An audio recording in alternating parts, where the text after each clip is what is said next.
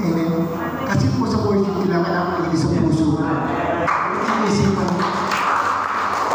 Total. Wala ititira. Holy, holy, because our God is holy.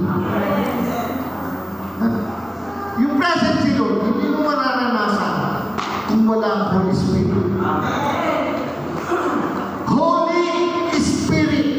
Yan ang nag-connect between the believer and God.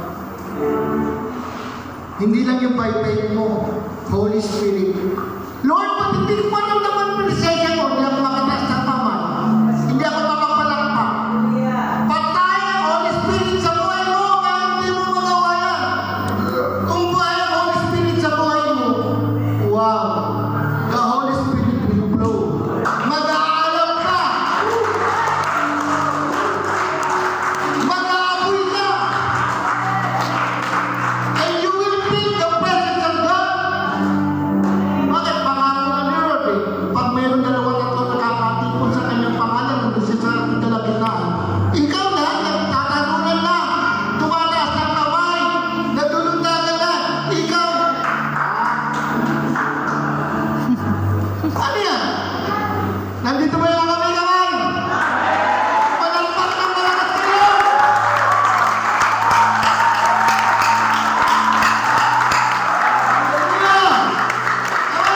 Hallelujah!